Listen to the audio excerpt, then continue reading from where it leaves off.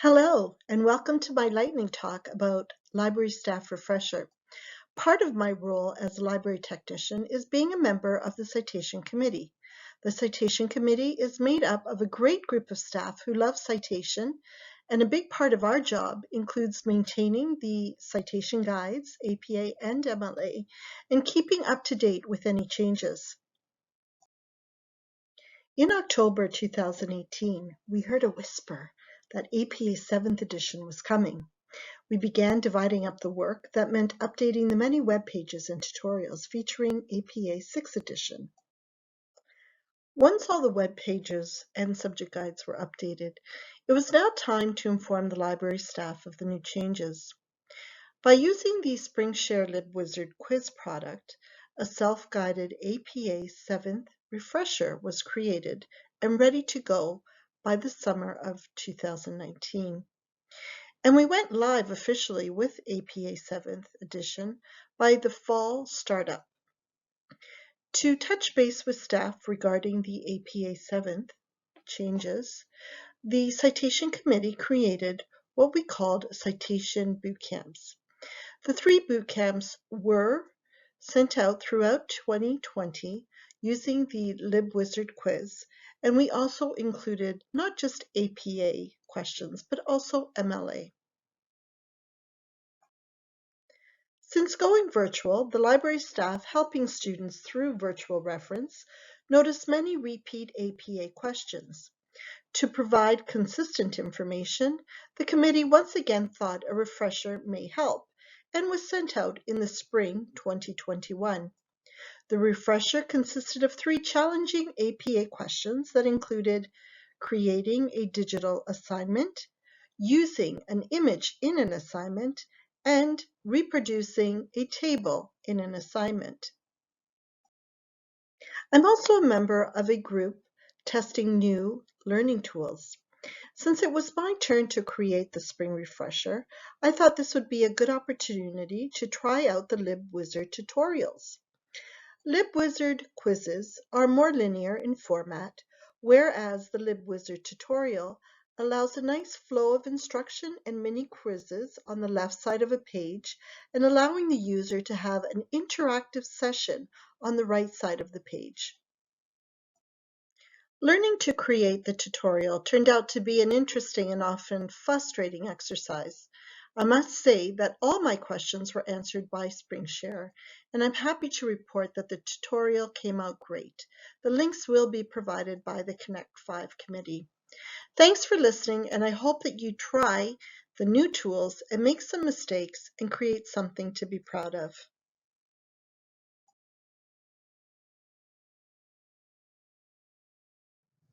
Welcome to Using Data Visualization to Tell Your Research Story. This is a joint presentation of the Sheridan Center for Elder Research and Sheridan Library and Learning Services. Today we'll introduce you to some of the leading methods of data visualization with the goal of inspiring you to think outside the box about how you might employ these strategies to tell the story of your research, creativity, or entrepreneurship endeavor. You'll also learn about resources at Sheridan Library that can help. We are living in a visual world. Each day we send 2 billion emojis, watch 1 billion hours of YouTube, and are increasingly consuming information in a visual way. Research tells us that we remember 10% of what we hear, 20% of what we read, and 80% of what we see. Data visualization just makes sense. In the research life cycle, we know that sharing and tracking the impact of your work is critical. In the past, dissemination was largely done through things like publication and presentations at conferences. But discussions around public scholarship and altmetrics mean that researchers are both sharing and tracking the impact of their work in new ways, including through data visualization. A good data storyteller always begins with their audience and establishes their key messages. While creating data visualization, keep in mind the questions shown here. Telling your research story with data can be incredibly effective. Data visualization is not simply about making pictures. It's about crafting a truthful narrative that convinces your audience how and why your interpretation matters. Check out the 4 steps shown here that will help you plan how you'll use data to tell your story effectively. It's important to select a meaningful way to visualize your data. This can include using tables, charts, or maps. We've provided a number of examples here, and all of these can help you visualize your data in a compelling way. If you need some help selecting the best route to visualize your data, get in touch with the library team. Sheridan is home to the Center for Elder Research, which uses a variety of data visualization techniques for their work in the field of aging. Here are some examples. This word cloud, where larger words are the ones that were reported most frequently, shows how people think the media portrays older adults. This technique helps emphasize the key findings of a study. Here are some examples of how colors, shading, and sizes were all used in graphs, charts, and tables to distinguish between different types of data. Based on the themes that emerged from interviews with older adults, the team created a custom set of icons. These were used to visually highlight similarities between themes and across solutions. Finally, the center team created interactive maps using clickable PDFs. You can see different services offered to older adults in the image on the right, and you have the option to overlay population density data as in the image on the left. This helps highlight gaps in service and drives new project ideas.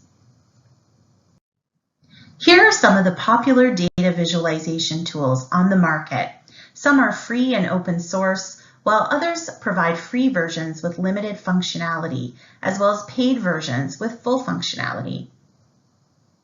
If you're looking for support on using these tools, finding the best way to visualize your data, or getting support with data altogether, you can connect with Library and Learning Services Data Connection Service.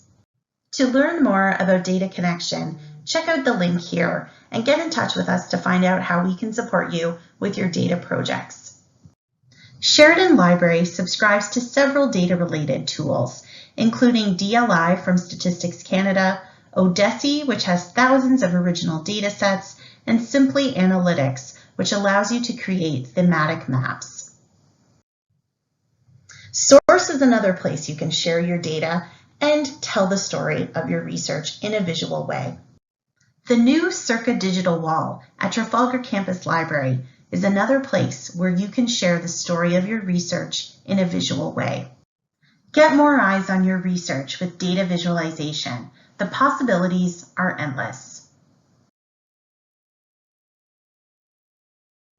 Thanks for watching, and please get in touch with us if you'd like to talk about your project and how you can use data visualization to tell your story.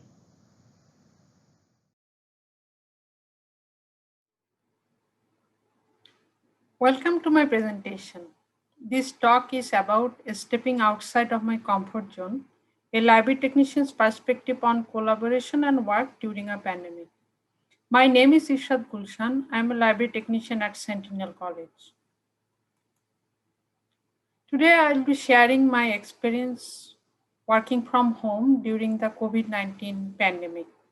To illustrate this, I will be speaking about my role before the pandemic impact on my role, the challenges I faced while working from home, and finally some unexpected benefits of the pandemic that I wish to hold on to when we eventually go back to our campuses.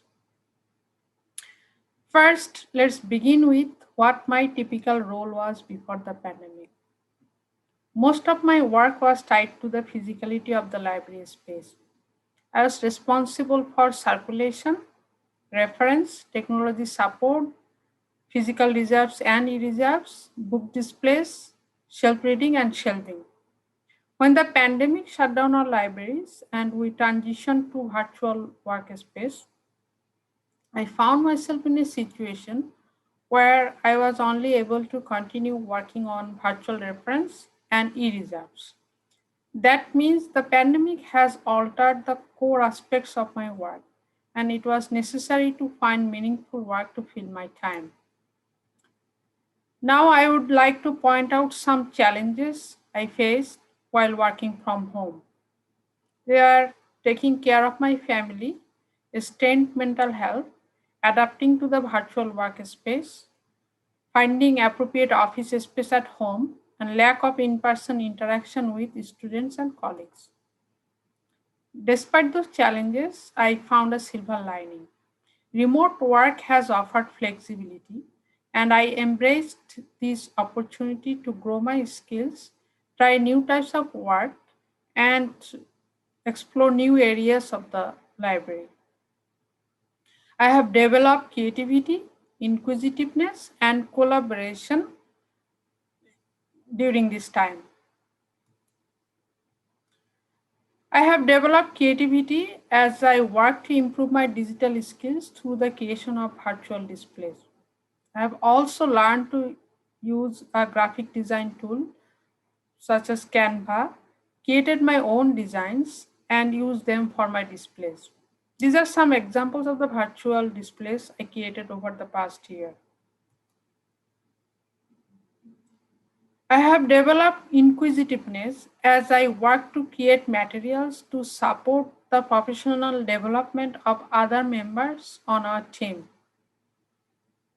I have created modules on different topics for our skill incubator course, including academic integrity, copyright and e-reserves, health databases, and legal databases. During this time, I have also learned to evaluate the accessibility of library e-resources and created assessment reports on LEAP. In this process, I have learned to use various web accessibility testing tools, including Web and NVDA. Remote work has also offered me with the opportunity to increase my collaboration skill. Using Microsoft Teams, I was able to work more efficiently with other members of our team who are usually located at different campuses. This is an example of how my colleagues and I collaborated to solve an e-reserves problem. E-reserves often requires a quick response time with multiple people working simultaneously. Using Microsoft Teams, my colleagues and I engaged in real-time conversations and solved an e-reserves problem quickly. I would like to end my presentation with a positive note. Although I faced many challenges while working from home, I was able to push myself to step outside of my comfort zone. More importantly, I have discovered creativity, collaboration, and inquisitiveness as new core tenets of what it means to be a library technician. And I hope to continue to use those skills to reconsider my role when we transition back to our campuses. Thank you. Thank you for listening.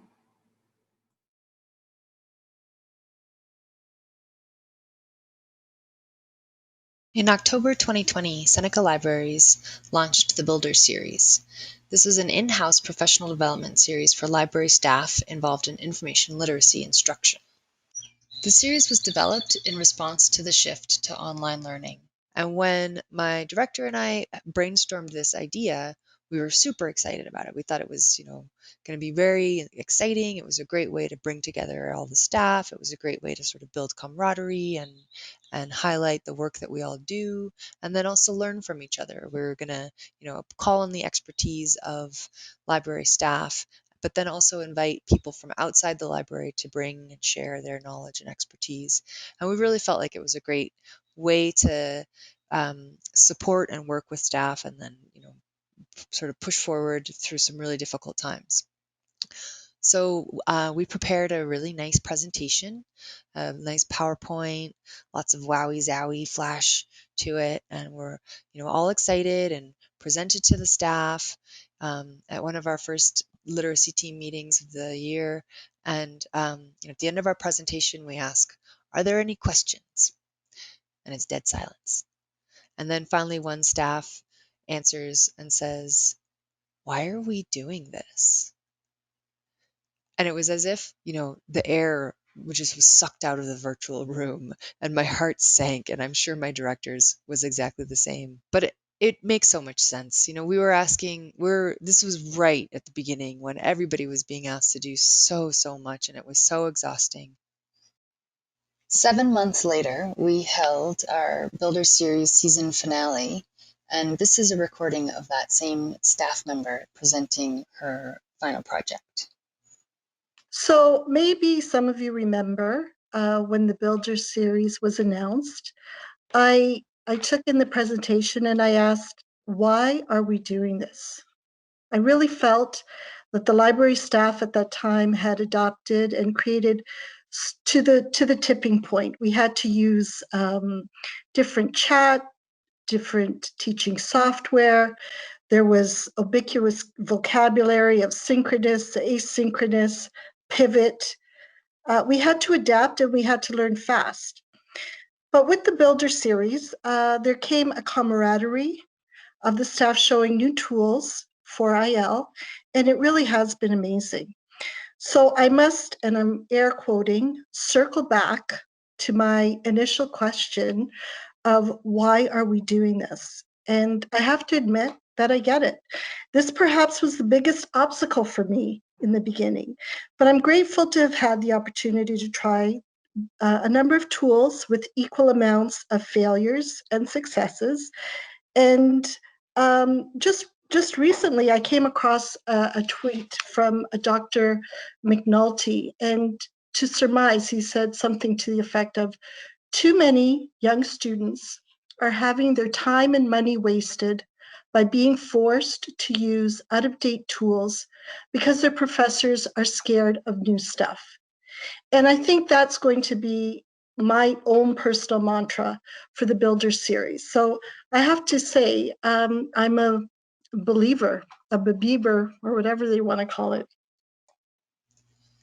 She's a believer, and we want to turn you into one too. The success of our first year has given us the inspiration to reach across institutions.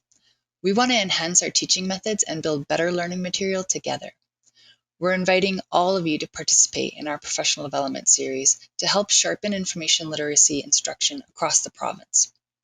We're imagining a lunch and learn style series on topics like educational technology, creating engagement in virtual learning, teaching theory and practice, faculty outreach, and legal rights and responsibilities.